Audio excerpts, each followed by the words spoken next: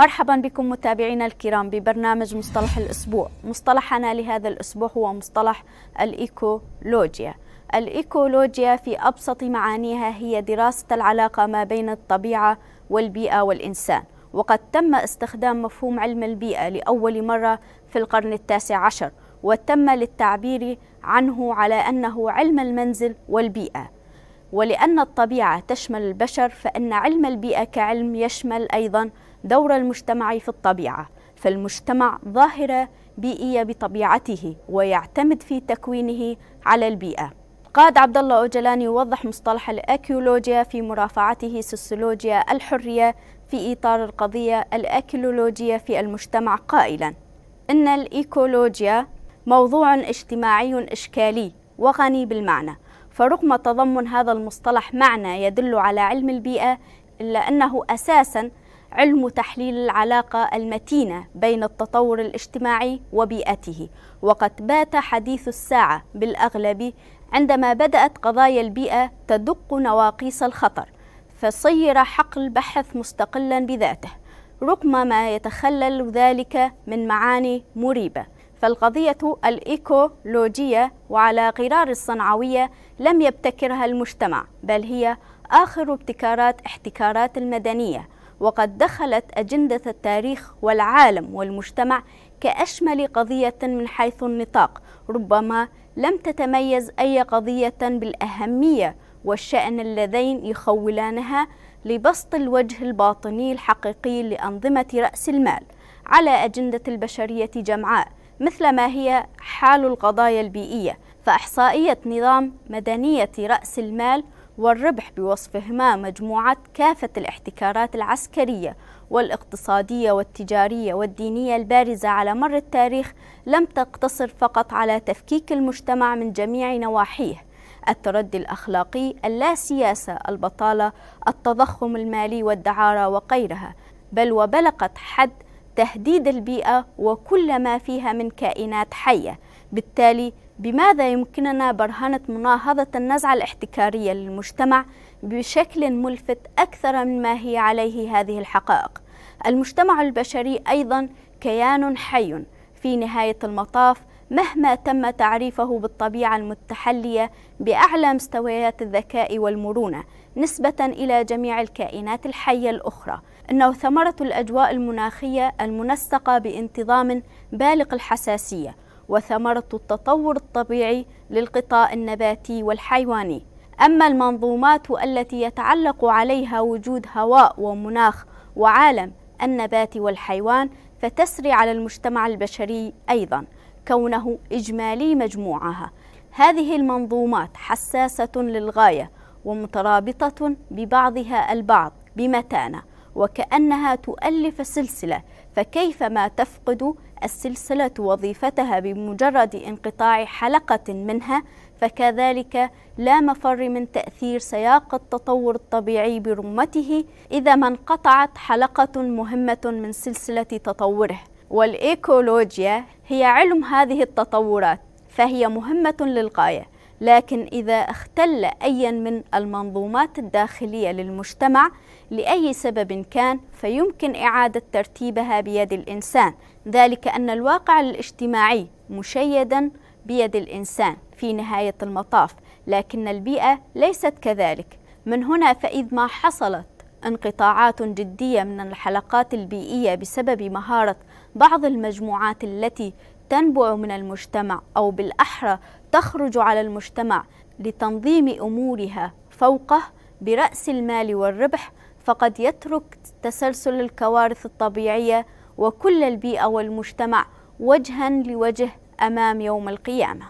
ينبغي ألا ننسى أن الحلقات البيئية تكونت بالتطور الطبيعي الذي دام ملايين السنين، والأضرار الناجمة عن 5000 سنة الأخيرة عموما وعلى 200 سنة الأخيرة خصوصا قد حققت انقطاع آلاف الحلقات من سلسلة التطور الطبيعي لملايين السنين خلال هذه الشريحة الزمنية التي تعتبر أقصر منها بكثير. وقد بدأت تداعيات الانكسار بحيث لا يعرف كيف يمكن إيقافها، كما يتوقع وفق الوضع القائم عدم التمكن من القضاء على التلوث الناجم عن الغازات المنتشرة في الغلاف الجوي، وعلى رأسها المعدل المرتفع لغاز ثاني أكسيد الكربون حتى خلال مئات بل آلاف السنين المقبلة.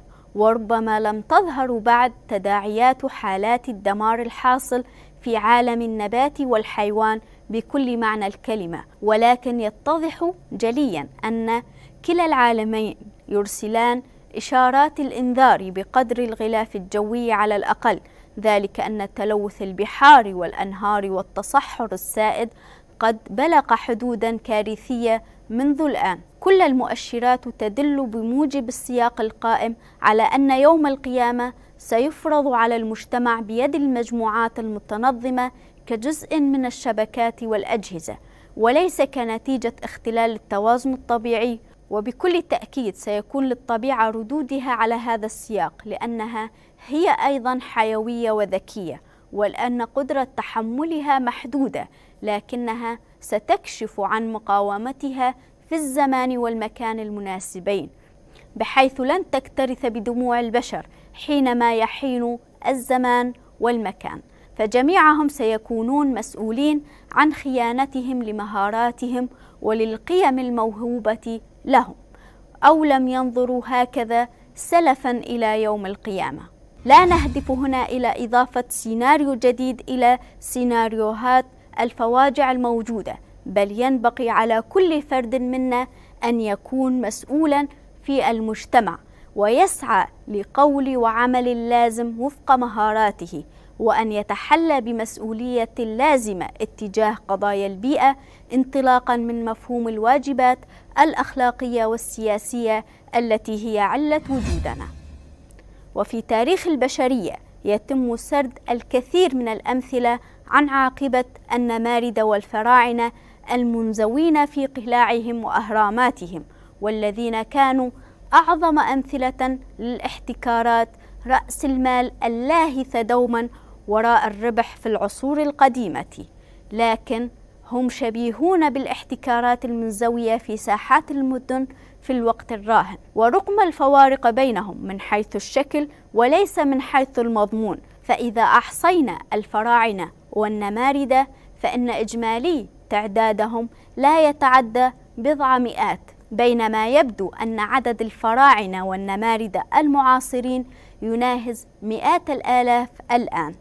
لكن البشرية لم تتحمل بضعة من النماردة والفراعنة في العصور القديمة، فراحت تئن تحت وطأتهم.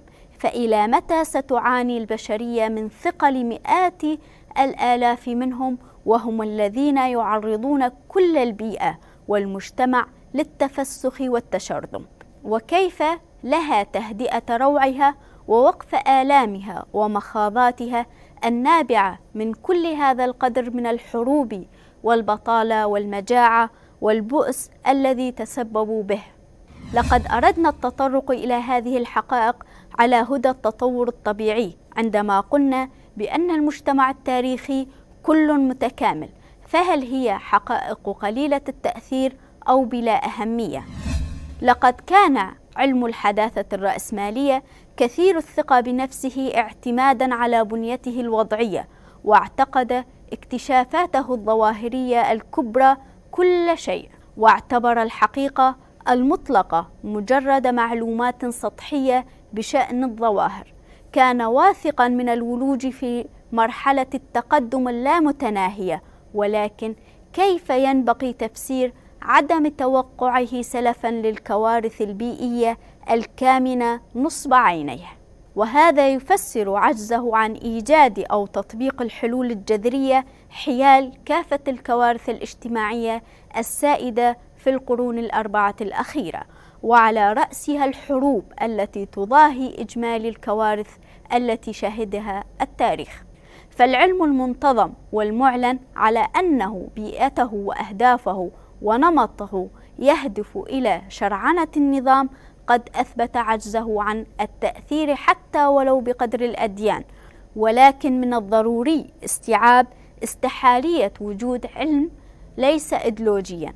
المهم هنا هو إدراك وكونه يمثل إيديولوجية أيا من المجتمعات أو الطبقات كعلم ومعرفة وتحديد الموقف بموجب ذلك. وعليه قد يصبح علم الإيكولوجيا قوة الحل المثلى للطبيعة الاجتماعية برمتها وليس للبيئة فحسب، فيما إذ حدد موقعه ضمن هذا الإطار كأحد أحدث العلوم. إلى هنا نصل إلى ختام حلقتنا لهذا الأسبوع، ونشكركم على حسن المتابعة. دمتم سالمين.